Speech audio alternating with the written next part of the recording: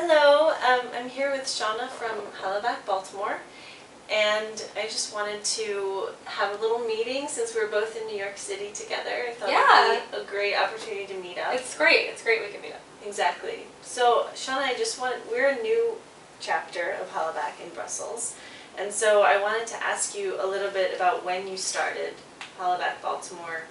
What kind of made you take that step to take control of the issue and start your own chapter? All that stuff. Yeah, we launched in February of 2011. Okay. And I had actually known about the Hollaback site for a little while, probably a year before that. And when I discovered it, I mean, like a whole world opened up to me. I thought it was amazing that after all these years of experiencing street harassment personally, I still didn't really get how big of a problem it was, that I wasn't the only person experiencing it, Right. that, you know, other women had stories, and it had nothing to do with what we were wearing, what we look like, where we're going, what time of day. That was really eye-opening for me. So sometimes I would just read the blog just to feel like I'm not alone. Right. And then around Thanksgiving of 2010, I was just bored at home. It's cold outside, looking for something to do, just browsing the internet. And I stumbled on the site, and it said one of the ways to volunteer your time is to launch a site in your own city. And it was like a lightning bolt. I was like, yes, I have to do this. Street harassment for me has been my biggest issue.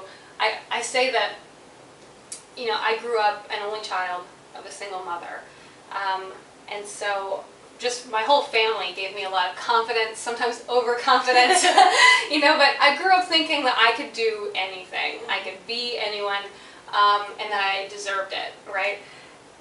So when I experience street harassment, that's usually the only time that I remember that women are not equal in our country.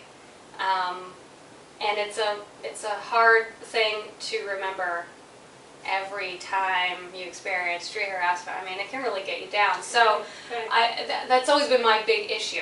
And so I thought launching my own site in Baltimore was the perfect solution to not only help myself, but to help my entire community. Absolutely. And what about women who are still in that place of not really knowing that it's a resource, or not really knowing that it's okay to say, hey, this is a problem for me? We've gotten a lot of reporters asking, okay, but isn't this just your problem? You know, how do we make it clear that, you know, this is difficult for people all over the world? I mean, I think that all the different Hollaback sites that are launching all over the world should help bring a clue to some people. You know, this isn't just a Baltimore problem. You know, when I speak in Baltimore, I tell people Hollaback Baltimore is not the only site. There's a Hollaback in New Zealand, in Mexico, in Buenos Aires, in France. Like, this is everywhere. Right. And I think, you know, you have to, people don't often consider women to be human first. What do you mean? They think of women as women first, and then human beings. Right. You know, we're a special interest group, right? But we make up just over half of the world's population. And in any other circumstance, if over half of the world's population was dealing with something that has been shown to negatively affect those people, the world would take notice. But because it's women dealing with it, or LGBTQ folks dealing with it, it's a women's issue. But the thing is, it's a human rights issue. It's a human rights issue. We should all be able to walk down the street feeling safe and confident in our own community without the constant verbal or physical threat from a very small group of people who think that they deserve more power than us, or deserve more rights than us, that we are less than. Those people should not be in charge of how I feel when I leave my house every day. Right, exactly. So reminding people that this is worldwide, in every culture, in every language.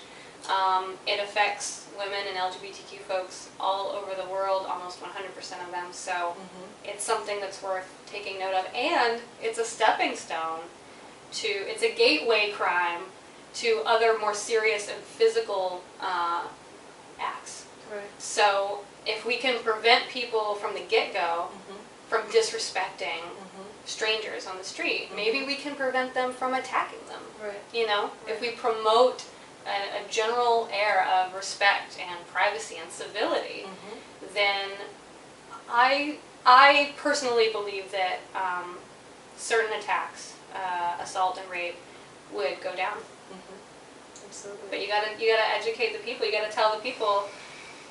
And one way that we can do that is just by women submitting their stories. Right. You know, the more stories we hear about real life experiences, like what it really felt like, what it actually feels like when someone grabs your body or talks in a vulgar way about your body, the more people read those stories, and then the more minds are changed, the more the world's perception changes. That, oh, maybe that's not a compliment. It's not as innocent as it seems. Right. And the best way to do that is just for us to get those stories out there. Absolutely.